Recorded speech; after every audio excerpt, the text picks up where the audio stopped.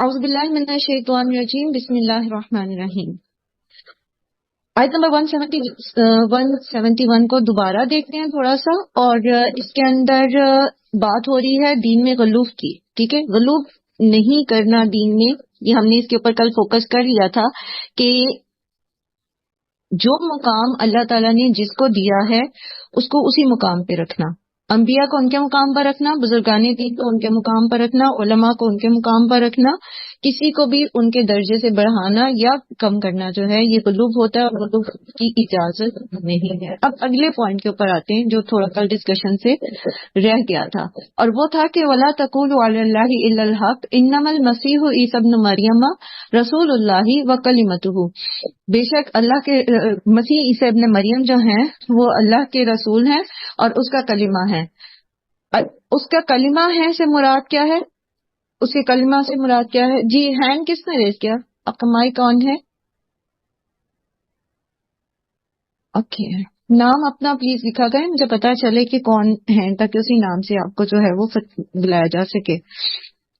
اللہ کا کلمہ ہے، تو یہ اللہ کا کلمہ کون سا تھا؟ کلمہ کن، ٹھیک ہے، اور اس کا ذکر جو ہے مختلف جگہ پر قرآن کریم میں آیا ہے، جیسے سورہ آل عمران میں بھی ہم نے پڑھا تھا کہ فرشتے جو ہیں وہ اس میں حضرت مریم علیہ السلام کے پاس آئے اور آ کے انہیں خوشخبری دی بیٹے کی، ٹھیک ہے، اور پھر اسی طرح سے سورہ آل عمران ہی میں آتا ہے کہ مل مسیح ابن مریم الا رسول قد خلت من قبلہ الرسل وامہ صدیقہ، ٹھیک ہے، مسیح عیسیٰ ابن مریم جو تھے کچھ بھی نہیں تھے سوائے اس کے کہ وہ اللہ کے رسول تھے، اور ان سے پہلے بھی بہت سے رسول گزر چکے ہیں، اور ان کی ماں جو تھی وہ سچی تھی۔ جیسے یہاں پر انہوں نے جو غلوف کیا تھا اہل کتاب نے، اور پیچھے ذکر بھی ہم نے پڑھا کہ انہوں نے حضرت مریم پر بہتان لگایا تھا، تو اس سارے قصے کو بار بار قرآن کریم میں بیان کیا گیا تاکہ جو نصارہ ہیں وہ اس چیز کو ریئلائز کریں کہ انہوں نے عیسیٰ علیہ السلام کی شان میں جو ہے وہ غلوف کیا اور ان کو اس لیول سے بڑھا دیا جو اصل میں ان کا نہیں ہے، مطلب جو اصل لیول تھا اس سے ان کو بڑھا دیا۔ اس کو دیکھیں سورہ آل عمران میں ہی ہم نے اس کو پڑھا تھا کہ ان مسئلہ عیسیٰ عند اللہ کمثل آدم، عیسیٰ علیہ السلام کی مثال اللہ تعالیٰ کے نزدیک ایسی ہی ہے جیسے آدم علیہ السلام کو اللہ تعالیٰ نے پیدا کیا۔ اگر بغیر باپ کے پیدا کرنا عیسیٰ علیہ السلام کا ان کے لیے کوئی ایسی تعجب کی بات ہے کہ انہوں نے حضرت عیسیٰ کو اللہ کا ہی بیٹا بنا دیا، تو پھر آدم علیہ السلام تو بغیر ماں کے بھی پیدا ہوئے تھے، نہ ماں تھی نہ باپ، تو اگر اللہ تعالیٰ نے مٹی سے آدم کو پیدا کر دیا تو پھر بغیر باپ کے عیسیٰ علیہ السلام کو دنیا میں لانا کون سا مشکل کام تھا اللہ تعالیٰ کے لیے، ٹھیک ہے۔ اور اسی طرح ایک اور جگہ آتا ہے نا کہ ان ہوا الا عبد انعمنا علیہ وجعلناہ مثلا لبنی اسرائیل، حضرت عیسیٰ کا ذکر آتا ہے کہ بے شک عیسیٰ جو تھے وہ نہیں تھے عیسیٰ مگر یہ کہ اللہ کے ایک بندے جن پر ہم نے انعام کیا یعنی ان کو نبوت دی، وجعلناہ مثلا لبنی اسرائیل، اور ہم نے ان کو مثال بنایا بنی اسرائیل کے لیے، یعنی نشان قدرت بنایا، ایک معجزہ بنایا بنی اسرائیل کے لیے، ٹھیک ہے۔ تو ان کا حضرت عیسیٰ کا بغیر باپ کے پیدا ہونا ان کو اللہ کا بیٹا نہیں بنا دیتا، بلکہ یہ تو اللہ کی قدرت کی ایک نشانی ہے، وہ اللہ کے رسول ہیں اور اللہ کے کلمہ کن سے جو ہے وہ پیدا ہوئے ہیں۔ پھر اس میں اللہ سبحانہ تعالیٰ فرماتے القاہ الی مریم وروح منہ، وہ کلمہ جو ڈالا گیا مریم کی طرف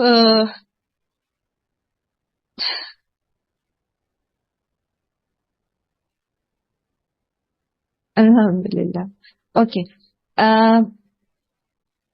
وہ کلمہ sorry there was a message جو میں نے دیکھا تو وہ ڈسٹریکٹ ہو گئی تھوڑی سی میں، اچھا، وہ اللہ کی طرف سے کلمہ کن مریم علیہ السلام پر پھونک ماری حضرت جبرائیل علیہ السلام نے ایک انسان کی شکل میں آ کے، سورہ طٰہٰ میں اس کی ساری تفصیل آتی ہے، سورہ مریم بھی اس کی تفصیل آتی ہے۔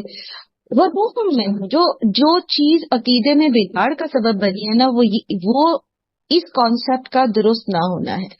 روح منہ کا مطلب یہ نہیں ہے کہ اللہ کی روح میں سے، ترجمہ آپ کریں گے تو من ہو کا مطلب کیا ہوتا ہے اصل میں سے، اس میں سے، ٹھیک ہے. تو روح من ہو کا مطلب لوگوں نے یہ لیا کہ وہ اللہ کی روح میں سے نعوذ باللہ کوئی پارٹ ہے، اللہ کے پارٹ میں سے کوئی پارٹ ہے. جبکہ یہ جو منہو ہے، یہ دیکھیں اس کو آپ قرآن کریم میں جب گرامیٹکلی پڑھتے ہیں تو اور بھی جگہ پر آتا ہے، جیسے سورہ جاسیہ آیت نمبر 13 میں وَسَخَّرَ لَكُم مَا فِي السَّمَاوَاتِ وَمَا فِي الْأَرْضِ جَمِيعًا مِّنْهُ، ٹھیک ہے. اللہ تعالی نے مسخر کر دیا جو کچھ آسمان میں ہے اور جو کچھ زمین میں ہے، وہ سارے کا سارا اپنی طرف سے. اس میں ہو کی ضمیر جو ہے اللہ کی طرف جاری ہے نا، من ہو، تو سارا کا سارا زمین آسمان نعوذ باللہ اللہ کے وجود میں سے تو نہیں نا بنا ہوا. من ہو کا مطلب پھر کیا ہوگا؟ اللہ کی طرف سے ہے. پھر اسی طرح حضرت موسیٰ کے لیے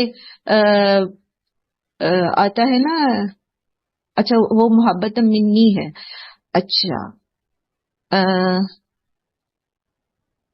اب وہ مثال میرے ذہن سے نکل گئی ہے. ہاں، حضرت آدم کے لیے آتا ہے، اللہ تعالیٰ فرماتے ہیں فرشتوں سے یہ کہتے ہیں نا کہ جب میں اس کو بنا دوں اچھے سے انسان کو میں بنا دوں، وَنَفَخْتُ فِيهِ مِن رُوحِي، اور میں پھونک دوں اس میں سے اپنی روح میں سے، ثُمَّ جَعَلَ نَسْلَهُ، پھر بنائی اس نے اس میں سے نسل، من سلالۃ من ماء مہین، نسل آدم جو ہے وہ پھر آگے نطفے سے چلی، لیکن پہلے آدم کو مٹی سے بنا کے اللہ نے اپنی طرف سے اس میں روح پھونکی.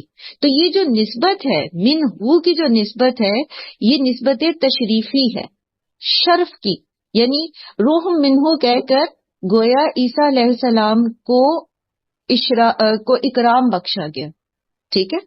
اور اسی طرح باقی بھی چیزیں جو ہیں، جیسے روحی کا مطلب یعنی میری روح میں سے اس میں پھونک دوں کا مطلب یہ نہیں ہے کہ اللہ نے اپنے نعوذ باللہ اپنے حصے میں سے کچھ حصہ جو ہے وہ آدم علیہ السلام کے اندر ڈالا ہے، ٹھیک ہے.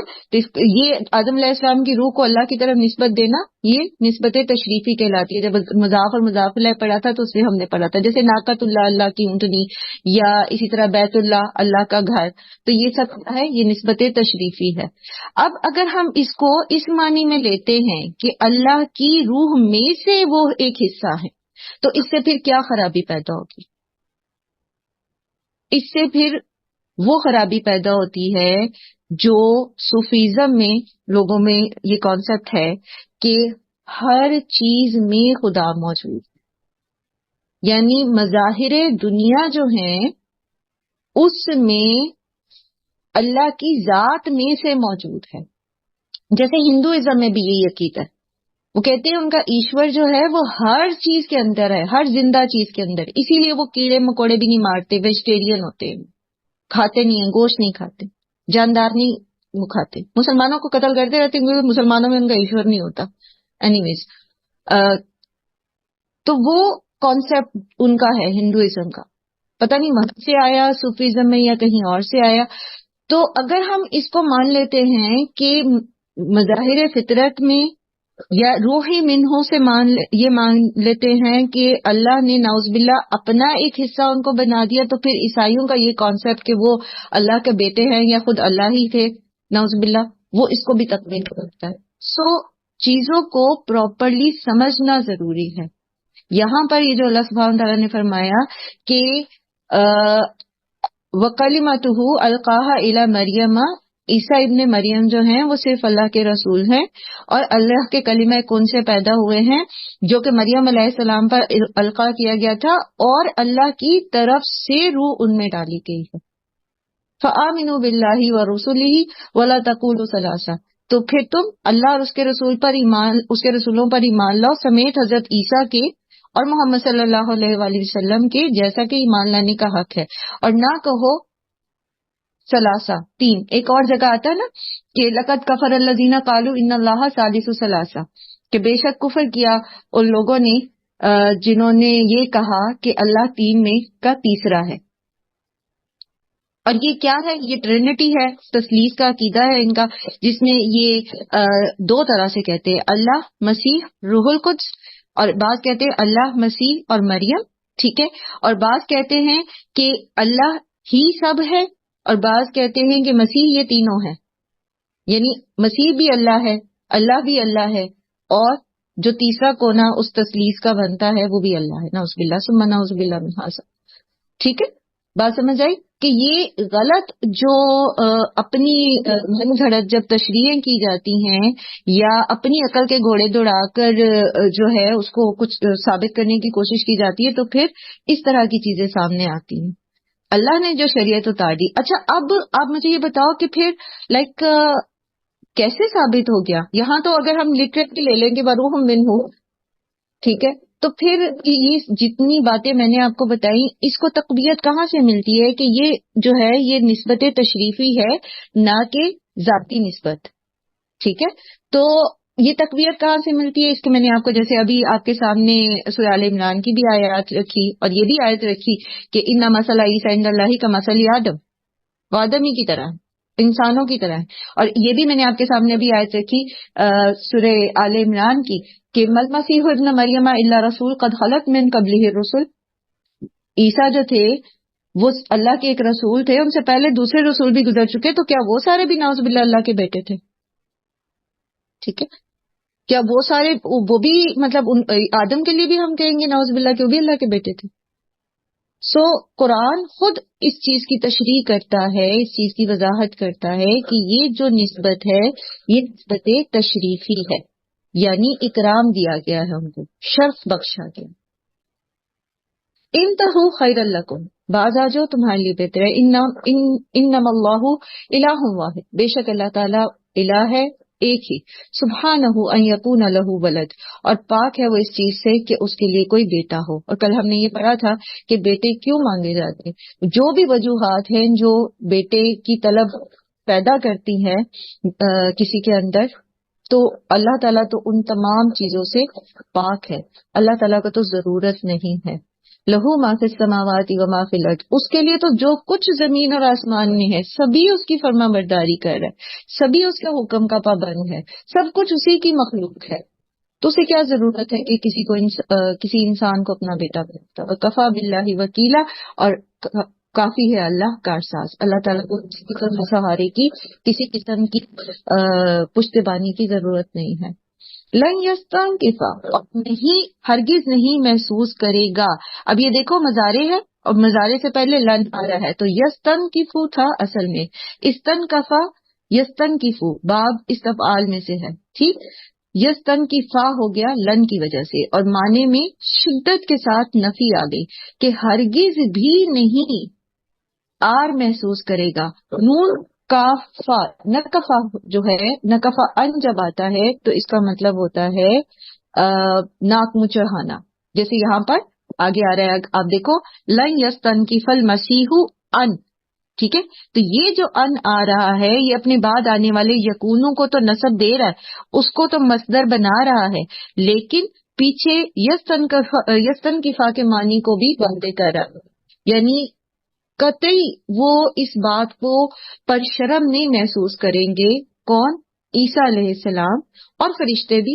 ٹھیک ہے، این یکونا کہ وہ ہو عبدن بندہ، للہ اللہ کا.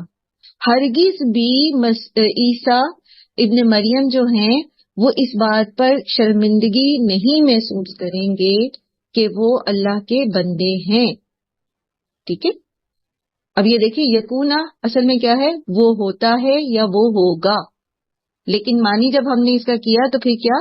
بندہ ہونے میں. ابھی گرامر میں جو ہم نے پڑھا ہے بات کلیئر ہو رہی ہے؟ مثال آ گئی تو میں نے آپ کو سامنے اس کو ایکسپلین کر دیا. الحمدللہ. ٹھیک ہے، وَلَلْمَلَائِكَةُ الْمُقَرَّبُونَ، اور نہ ہی فرشتے مقرب فرشتے اس بات پر کوئی آر محسوس کرتے ہیں کہ وہ اللہ کے بندے ہیں. کیونکہ جو مشرکین تھے مکہ کے، وہ فرشتوں کو نعوذ باللہ اللہ کی بیٹیاں کہتے تھے نا. ٹھیک ہے، تو اس پر کہا جا رہا ہے کہ نہ تو فرشتے اس بات پہ کوئی شرم محسوس کرتے ہیں کہ وہ اللہ کے بندے بن کے رہیں، انہیں کوئی شوق نہیں ہے کہ وہ الہ بنے. وہ تو اس چیز پر خوش ہیں کہ وہ اللہ کے بندے ہیں، ان کے لیے اس میں کوئی آر نہیں ہے. ٹھیک ہے، اور نہ ہی حضرت عیسیٰ نے کچھ ایسا سوچا ہے کبھی، نہ انہیں اپنے بندے ہونے پہ شرمندگی ہے. تو تم کیوں ان کو ان کے مقام سے بڑھا کر غلوب کر کے انہیں خدا کا بیٹا بناتے ہو؟ وَمَن يَسْتَنْكِفْ، اور جو کوئی آر محسوس کرے گا، ان عبادتی ہی، اس کی عبادت سے، وَيَسْتَكْبِرْ، اور وہ تکبر کرے. جو کوئی آر محسوس کرے اللہ کی عبادت سے اور وہ تکبر کرے، یعنی اللہ تعالی کی فرما برداری کرنے میں اسے شرم محسوس ہوتی ہے. ٹھیک ہے، اس کی عبادت وہ کیوں نہیں کرتا؟ کیونکہ وہ اپنے آپ کو بڑی کوئی چیز سمجھتا ہے. فَسَيَحْشُرُهُمْ إِلَيْهِ جَمِيعًا، سب کے سب کو اللہ تعالی قیامت کے دن اکٹھا کر لیں گے. سب کے سب اللہ کی طرف جمع ہو جائیں گے. کوئی کیسا ہی تکبر کرنے ہوگا. اس کا ذکر سورہ مومن میں بھی آتا ہے، آیت نمبر 68 میں، کہ ان الذین یستکبرون عن عبادتی سیدخلون جہنم داخرین. بے شک وہ لوگ جو اللہ کی عبادت سے تکبر کرتے ہیں، ان قریب ہم ان کو جہنم میں رسوا کرتے ہوئے داخل کریں گے. اور پھر عبادت میں کیا چیز آ جاتی ہے؟ عبادت میں کیا کیا آ جاتا ہے؟ سبھی کچھ آ جاتا ہے نا. ہمارے معاملات بھی تو عبادت ہی ہے نا. جب ہم اللہ کی فرما برداری کرتے ہیں معاملات میں تو عبادت ہی ہوتی ہے نا. یعنی اللہ کے احکامات پر عمل کرنے میں جو کوئی شرم محسوس کرتا ہے یا جو کوئی تکبر کرتا ہے تو اس کا انجام پھر اچھا نہیں ہے.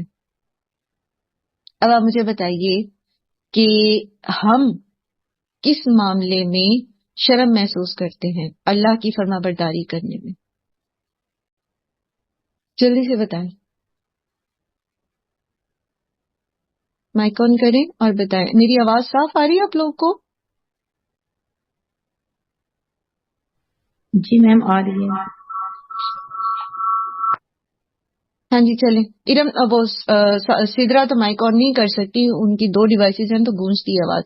کوئی اور مائک آن کر کے بتائے گا کس کس معاملے میں ہم شرم محسوس کرتے ہیں اللہ کا حکم ماننے میں؟ میں بتا. جی بتائیے. میم اگر ہم وہاں پہ رہتے ہیں نا جہاں پہ ہمارے عقیدے میں اور دوسرے کے عقیدے میں فرق ہے، ہمیں پتہ بھی ہوتا ہے یہ غلط بات ہے، تو بعض اوقات وہاں پہ پھر ان کی نظروں سے بچنے کے لیے یا جو ہم پہ تان و ملامت کی جاتی ہے تو ہم شرم محسوس کر جاتے ہیں، بتاتے نہیں وہاں پہ. حق بات کہنے میں شرم کرتے ہیں اور سادگی اختیار کرنے میں شرم کرتے ہیں. مطلب کسی بھی قسم کی. جی نہیں، کسی سے سوری کرنے میں بھی شرم محسوس کرتے ہیں کہ ہم چھوٹے پڑ جائیں گے کیوں جی، ہم حالانکہ چھوٹے. اگر ہماری غلطی بھی ہو تو. حالانکہ اللہ تعالیٰ پسند کرتے ہیں اس بات کو کہ انسان اپنی غلطی کو تسلیم کر لے. تو اب بہت ساری ایسی عملی طور پر آپ چیزیں لسٹ کر سکتے ہیں جس میں سلام کرنے میں بھی پیر نہیں کرتے، اس میں بھی شرم محسوس کرتے ہیں. بالکل ایسے ہی ہے. سلام نہیں کرتے ہم لوگوں کو شرم آتی ہے. سلام کرنے میں شرم محسوس کرتے ہیں میم، اور دوپٹہ سر پہ لینے پہ بچیاں بھی کرتی ہیں. خود ہم میں بھی یہ جھجک تھی. ایک ٹائم تھا کہ جب ماحول ایسا ہوتا ہے کہ پارٹیز ہیں یا وہ گیدرنگ ایسی ہے یا آپ کو مطلب فیشن کے نام پہ، تو آپ کو شرم اندر سے فیل ہوتی ہے کہ مجھے یہ سارے کہیں گے یہ کیا مولانی بن گئی، یہ بیٹھ کے یہ ہے وہ ہے. وہ چیز بھی بہت ہوتی ہے. بالکل. نرگس نے بھی یہی پوائنٹ ہائی لائٹ کیا کہ پردہ کرنے میں شرم محسوس ہوتی. تو اب آپ دیکھیں کہ اللہ کی فرما برداری ہے. اللہ کی فرما برداری میں جب ہم شرم لوگوں کے سامنے محسوس کر رہے ہیں تو اس کا مطلب کیا ہے؟ ہم لوگوں کو بڑا سمجھ رہے ہیں. ہم لوگوں کو نعوذ باللہ ثم نعوذ باللہ اللہ سے بڑا سمجھ رہے ہیں.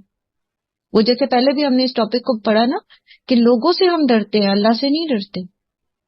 تو جو لوگوں سے ڈرتا ہے، لوگوں کو بڑا سمجھتا ہے اور اللہ کو بڑا نہیں سمجھتا، یا اپنے عمل سے اس بات، زبان سے تو نہیں کہتا لیکن عمل سے اس بات کو ثابت کرتا ہے، ایسے شخص کو کیا کہا جاتا ہے؟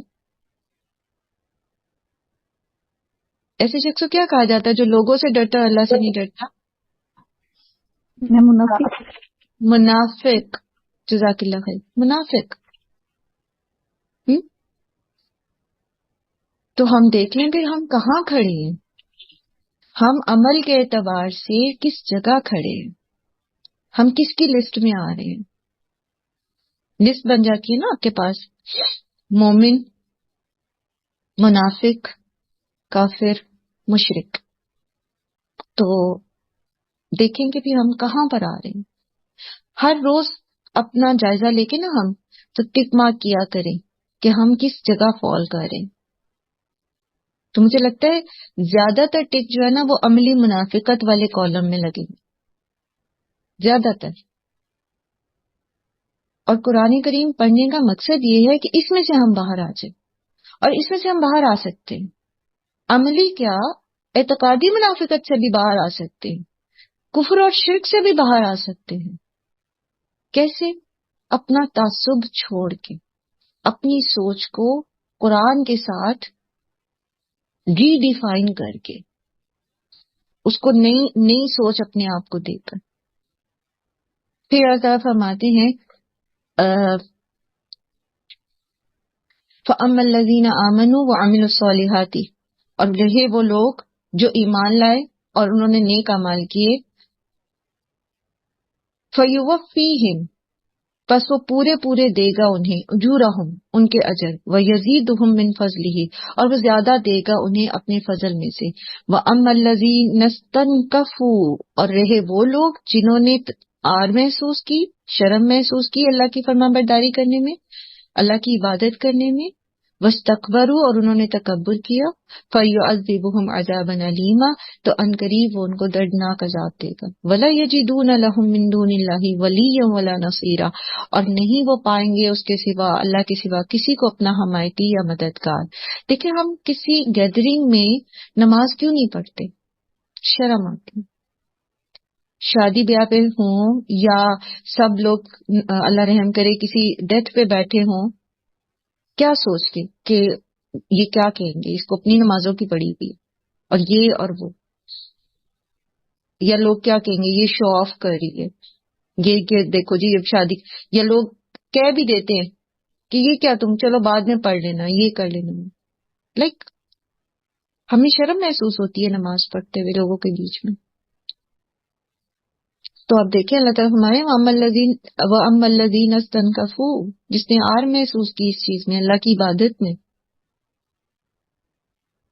یہاں مانی تو پچھلے اس سے کانٹیکس سے ریلیٹ کر رہا ہے کہ مسیح جو ہیں یعنی عیسیٰ علیہ السلام جو ہیں وہ بھی اللہ کے بندے، فرشتے بھی اللہ کے بندے. جیسے ایک اور جگہ آتا ہے نا فرشتوں کے لیے بل عباد مکرمون، بلکہ فرشتے جو ہیں وہ تو اللہ کی اکرام دیے ہوئے، عزت دیے ہوئے بندے ہیں.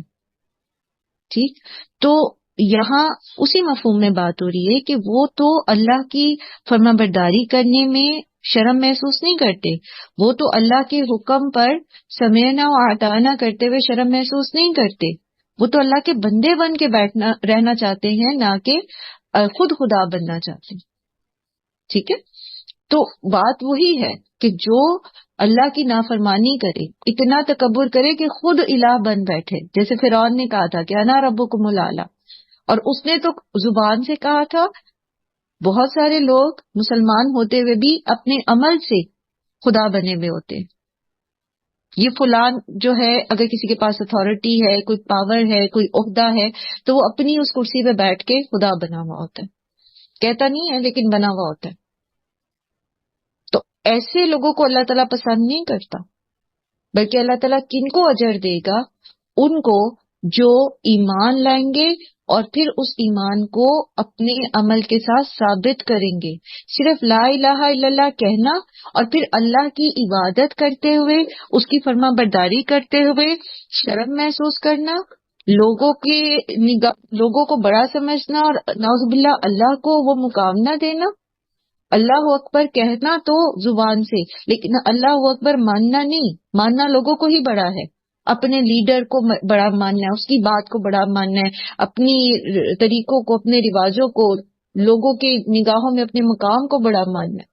اور یہ کہ اللہ کی فرما برداری کرتے ہوئے شرم محسوس کرنا. تو یہ جو چیزیں ہیں یہ عملی طور پر اگر ہیں تو اس کا مطلب ہے کہ آمنو تو کیا لیکن عمل الصالحات نہیں کیے، تو پھر کہاں سے پورے اجر ملیں گے؟ پھر کس چیز کا اجر ملے گا؟ کامیاب وہ ہے جو ایمان بھی لاتا ہے اور پھر اس ایمان کو اپنے عمل کے ذریعے ثابت بھی کرتا ہے، اپنے کردار کے ذریعے اس کو ثابت بھی کرتا ہے۔ رہے دوسرے لوگ جو یا تو ایمان ہی نہیں لاتے یا پھر یہ کہ ایمان تو لاتے لیکن عمل نہیں کرتے، تو پھر یہ اللہ پر ہے کہ وہ ان کے ساتھ کیا معاملہ کرتا ہے۔ اور یہاں جو معاملہ اللہ تعالیٰ نے لکھا ہے، بتایا ہے حبیب، وہ ہے فَيُعَذِّبُهُمْ عَذَابًا أَلِيمًا وَلَا يَجِدُونَ لَهُم مِّن دُونِ اللَّهِ وَلِيًّا وَلَا نَصِيرًا۔ تو جو اعتقادی کافر ہیں، مشرک ہیں، منافق ہیں، وہ تو جائیں گے جہنم میں اور ہمیشہ وہاں رہیں گے۔ تو جو عملی کافر ہے، عملی مشرک ہے، عملی منافق ہے، تو اس کے لیے بھی کس چیز کی نوید ہے یہاں پر؟ عذاب الیما کی۔ یہ اور بات ہے کہ اللہ تعالیٰ اس کو ہمیشہ جہنم میں نہیں رکھیں گے، لیکن یہ بھی یاد رکھیے کہ جہنم میں ایک لمحے کی موجودگی بھی جو ہے وہ ناقابل برداشت ہے۔ اور اللہ کے نزدیک کاؤنٹ کیا ہے، مقدار کتنی ہے دن کی؟ تو ہمارے 50,000 سال طویل، ہمارے 50,000 دن جو ہے وہ اللہ کے نزدیک وہ اللہ کے نزدیک ایک دن ہے۔ 50,000 سنہ کا لفظ آتا ہے نا، 50,000 سال۔ پھر اسی طرح ایک قرآن کریم میں آتا ہے کہ تمہاری گنتی کے 1,000 سال کے برابر ایک دن اللہ کے نزدیک، جہاں زمین اور آسمان کی بنانے کا جو ہے وہ ذکر آیا ہے۔ اگر ایک دن کے لیے بھی اللہ کی جو کاؤنٹ ہے اللہ کے پاس، ایک دن کے لیے بھی پھینکا جاتا ہے جہنم میں، سزا اس کو سینکشن ہوتی ہے کہ اس کو ایک دن جہنم میں پھینکا جائے، تو وہ کتنے 1,000 سال ہوں گے؟ 1,000 سال یا 50,000 سال ایک دن۔ لابسین فیہا احقابا، اور حکم کیا ہے؟ ہر سال جس میں ہر دن 80 سال کا ہوتا ہے۔ پھر وہ حدیث بھی ہم یاد کر لیں جس میں اللہ کے رسول صلی اللہ علیہ وآلہ وسلم نے فرمایا کہ ایک وہ شخص جسے دنیا میں کبھی کوئی غم، کوئی تکلیف نہیں پہنچی تھی، وہ اس کو جب جہنم میں ایک غوطہ دے کے نکالا جائے گا، ایک لمحے کے لیے ڈال کے نکال لیا جائے گا اور اس سے پوچھا جائے گا کہ کیا تم نے کبھی کوئی خیر دیکھی، تو وہ کیا کہے گا کہ یا اللہ میں نے تو کبھی کوئی خیر دیکھی ہی نہیں، میں نے تو کبھی کوئی خیر دیکھی نہیں۔ ایک غوطہ دے کر اس کو اس میں سے جہنم میں سے نکالا جائے گا، تو یہ حال ہو جائے گا اس کا۔ فما اصبرهم علی النار، یہ جو زندگی مہیا ہے نا ہمیں، یہ جو لمحہ عمل کا میسر ہے، اس میں یہ بندہ استغفار بھی کر لے اور اپنے لیے نیکیاں بھی جمع کر لے اور اپنے اعمال کو، اپنے ایمان کو درست بھی کر لے۔ یا ایھا الناس قد جاءکم برہان من ربکم، اے لوگو آ چکی تمہارے پاس ایک دلیل تمہارے رب کی طرف سے، وانزلنا الیکم نورا مبینا، اور نازل کیا ہم نے تمہاری طرف ایک نور واضح۔ نور مبینہ سے مراد کیا ہے یہاں پر؟ قرآن کریم، کیونکہ قرآن کریم جو ہے یہ ہمیں جو ہے وہ بتاتا ہے، روشنی کر دیتا ہے ہماری زندگی میں، اور ہمارے لیے صحیح اور غلط کی نشاندہی کر دیتا ہے۔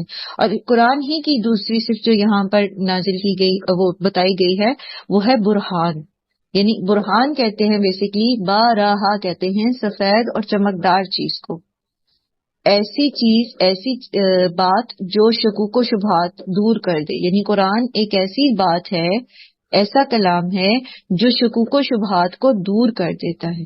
جیسے ابھی حضرت عیسیٰ کے بارے میں جو شکوک و شبہات لوگوں کے بیچ میں تھے، اس کو کیسے قرآن نے رفع کیا اور صاف صاف کیسے اس کو بتا دیا کہ وہ انسان تھے اور اللہ کے رسول تھے، بس جیسے پہلے بھی رسول گزر چکے۔ جیسے آدم کو اللہ نے بنایا بغیر ماں اور بغیر باپ کے، تو اللہ کے لیے مشکل نہیں تھا کہ عیسیٰ کو بغیر باپ کے پیدا کرتے تھے علیہ السلام، ٹھیک ہے۔ تو قرآن کیا ہے؟ برہان ہے، دلیل ہے، روشن دلیل ہے اور واضح کرتی ہے۔ پھر اسی طرح دیکھیں کہ قرآن جو ہے یہ تفرقے سے بچانے والا ہے، کیونکہ یہ برہان ہے نا، برہان کیا کرتا ہے؟ شکوک و شبہات رفع کرتا ہے. تو جب لوگ قرآن کو تھام لیتے ہیں، قرآن کی رسی کو مضبوطی سے تھام لیتے ہیں، وَاعْتَصِمُوا بِحَبْلِ اللَّهِ جَمِيعًا کر لیتے ہیں، تو پھر کیا ہوتا ہے؟ وَلَا تَفَرَّقُوا ہو جاتا ہے. پھر وہ فرقہ فرقہ نہیں ہوتے، وہ تفرقے میں نہیں پڑتے.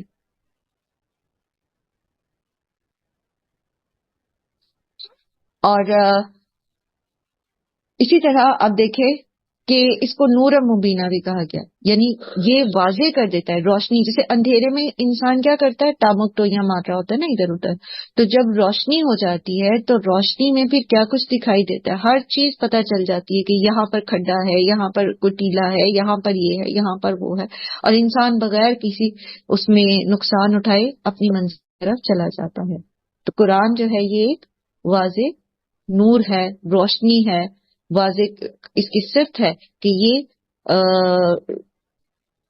چیزوں کو کی نشاندہی جو ہے اس کو آسان کر دیتا ہے. فَأَمَّا الَّذِينَ آمَنُوا تو رہے وہ لوگ جو ایمان لائے باللہ اللہ پر، وَاعْتَصَمُوا اور انہوں نے پکڑ لیا بِہِ اسے. وَاعْتَصَمُوا بِہِ سے مراد کیا ہے؟ یہاں پر بِہِ سے مراد پھر دونوں چیزیں ہیں، یعنی یہ ہا کی ضمیر جو ہے یہ اللہ کی طرف بھی اشارہ کرتی ہے، اور ہا کی ضمیر پیچھے قرآن کی طرف بھی اشارہ کرتی ہے کہ جو لوگ ایمان لاتے ہیں تو پھر وہ اللہ کو تھام کے رکھتے ہیں مضبوطی سے. اور اللہ کو تھامنے کا مطلب کیا ہے؟ یعنی توکل علی اللہ، اللہ پر شعوری ایمان لاتے ہوئے اللہ پر بھروسہ کرنا. اور قرآن کو مضبوطی سے تھامنے کا مطلب کیا ہے؟ اس کو پڑھنا، اس کو سمجھنا، اس پر عمل کرنا. ٹھیک ہے؟ تو وہ لوگ جو ایمان لاتے ہیں وہ اگر ہم اس کو قرآن کے معنوں میں لیں تو وہ اس کو مضبوطی سے پکڑتے ہیں، اور پھر اس کے عمل کو مضبوطی سے جو چیز پکڑی جاتی ہے وہ کیسے ہوتی ہے؟ لائک اس کو آپ بیچ میں چھوڑتے رہتے ہیں یا پکڑ کے رکھتے ہیں؟ وَاعْتَصَمُوا جو ہے بیسیکلی یہ کیا کس طرح سے ثابت کر رہا ہے کہ مضبوطی سے پکڑنے سے مراد کیا ہے؟ کہ اس کو چھوڑتے نہیں ہیں. تو قرآن کے ساتھ ایک ایسا تعلق جو ریگولر بیسس پر ہے، ریگولر بیسس پر قرآن کو پڑھتے رہنا، پڑھتے رہنا. پڑھتے رہنے میں پھر صرف پڑھنا نہیں ہوتا، سمجھ کے پڑھنا، اور پھر اس کے اوپر عمل کرنا. عمل ہم اسی چیز پہ کرتے ہیں نا جو ہمیں ریمائنڈر ملتا رہتا ہے. ایسے ہی ہے نا، جو چیز ہمارے سامنے بار بار دہرائی جاتی ہے اسی پر ہم عمل کر پاتے ہیں نا. تو وَاعْتَصِمُوا بِهِ کا پھر تقاضا کیا ہے کہ ہم قرآن کے ساتھ ایک مسلسل تعلق رکھیں، ایک مسلسل تعلق رکھیں. کس طرح سے؟ مثلا اگر آپ ایک ٹائم ٹیبل بنائیں، جیسا کہ انشاءاللہ آج ہم شیئر بھی کریں گے، تو آپ دیکھیں کہ دن کے ایک حصے میں قرآن کے میننگ یاد کرنے کے لیے رکھ لیں، پھر کچھ ٹائم اس کو گرامیٹیکلی سمجھنے کے لیے رکھ لیں، پھر کچھ ٹائم اس کا ناظرہ پڑھنے کے لیے رکھ لیں، کچھ ٹائم اس کو دوسروں کو پڑھانے کے لیے رکھ لیں. تو اس طرح آپ پورے دن میں جو ہے وہ قرآن کو بار بار اٹھائیں گے، کھولیں گے، پکڑیں گے، پڑھیں گے، مضبوط پکڑ لیں گے اس کو، یعنی قرآن کو آپ اپنے سے دور نہیں کریں گے. اب آپ مجھے بتائیے کہ پریکٹیکلی ہم میں سے کتنے لوگ ہیں جو سارا دن قرآن کو بار بار اٹھاتے ہیں، بار بار پکڑتے ہیں؟ ہم میں سے کتنے لوگ ہیں؟ پریکٹیکلی بہت کم لوگ ہیں. وہ لوگ جو پڑھتے پڑھاتے رہتے ہیں سارا دن، ان کی روٹین میں یہ ہوتا ہے کہ وہ اس کو قرآن بار بار اٹھاتے. ادروائز دن میں ایک دفعہ پڑھ لینا ہم اس کو کافی سمجھتے ہیں. حالانکہ قرآن جو ہے اس کی کیا صفت آ رہی ہے پیچھے؟ برہان اور نورم مبین. ٹھیک ہے، نورم مبین آ رہی. کیا ہے یہ؟ یعنی ہمیں تو سارا دن ہی قرآن کا ساتھ چاہیے تاکہ ہمیں ہمارے معاملات میں دلائل ملے. بعض اوقات ایک بات جو ہے وہ ایک آیت پڑھ کے ہماری دماغ میں وہ روشن ہو جاتا ہے، مسئلہ ہمارا حل ہو جاتا ہے، اور بعض اوقات ہمیں اس کو بار بار پڑھنا پڑتا ہے. وہ ایک جگہ نہیں ہوتا، وہ کسی دوسری جگہ ہوتا ہے. جب ہم دوسری دفعہ قرآن کو اٹھاتے تب ہمیں وہ چیز سمجھ آ جاتی. بعض اوقات ہم ایک دفعہ پڑھ لیتے ہیں لیکن اس طرح آیت کلک نہیں کرتی، لیکن جب ہم وہی آیت دوسری دفعہ تیسری دفعہ پڑھتے ہیں تو وہ زیادہ بہتر طریقے سے وہ سمجھ آتی ہے، زیادہ واضح ہو جاتی ہے. سو وَاعْتَصَمُوا میں پھر قرآن کے ساتھ ایک مسلسل تعلق ہے، مسلسل تعلق. کبھی آپ اس کو یاد کریں، کبھی آپ اس کو پڑھ رہے ہیں، کبھی آپ اس کو پڑھا رہے ہیں، کبھی آپ اس کی ترجمہ پڑھ رہے ہیں یاد کریں، کبھی آپ اس کو صبح شام آپ اس کے ساتھ گزار رہے ہیں.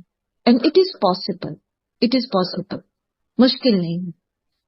اپنے دن کے باقی کاموں کے ساتھ صرف ایک موٹیویشن اور پراپر ٹائم ٹیبل، یہ دو چیزیں ہمارے پاس ہو نا تو ہم بڑے آرام سے یہ چیز جو ہے اللہ کی مدد کے ساتھ اس کو مینج کر سکتے ہیں.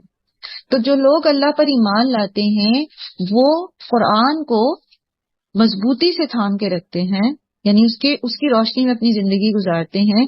فَسَيُدْخِلُهُمْ فِي رَحْمَةٍ مِّنْهُ، تو عنقریب اللہ ان کو اپنی رحمت میں اپنی نازل کرے گا، وَفَضْلٍ، اور فضل میں، وَيَهْدِيهِمْ إِلَىٰ صِرَاطٍ مُسْتَقِيمٍ، اور وہ ان کی رہنمائی کرے گا سیدھے رستے کی طرف.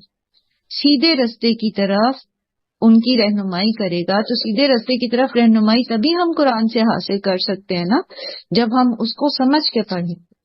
تو یہ تو اتارے اسی لیے گیا جب ہم نے کہا اللہ تو وہیں سے سٹارٹ کرتے ہیں اس کو کہ قرآن کریم جو ہے اصل میں برہان ہے، یہ تفرقے سے بچاتا ہے لوگوں کو، اور اللہ کو مضبوطی سے پکڑنا، انفیکٹ اللہ کی رسی کو مضبوطی سے پکڑنا ہی ہے. جب انسان قرآن کو تھام کے رکھتا ہے تو اس سے وہ اللہ کی معرفت بھی پاتا ہے، اس کو اللہ پر توکل بھی حاصل ہوتا ہے، وہ اللہ کی عبادت بھی بہترین طریقے سے کرتا ہے، وہ اللہ سبحانہ و تعالیٰ کی معرفت پاتا ہے. سو قرآن جو ہے، جو کہ ایک برہان ہے، جو کہ نور ہے، یہ اس کے ساتھ ڈیلی بیسس پر ہمارا تعلق جو ہے وہ ضروری ہے اور اس کو دہراتے رہنا ضروری ہے، اور مختلف طریقوں سے دہراتے رہنا ضروری ہے. یہ نہیں ہوتا کہ بندہ ہر وقت قرآن لے کے اس کا ناظرہ پڑھتا رہے.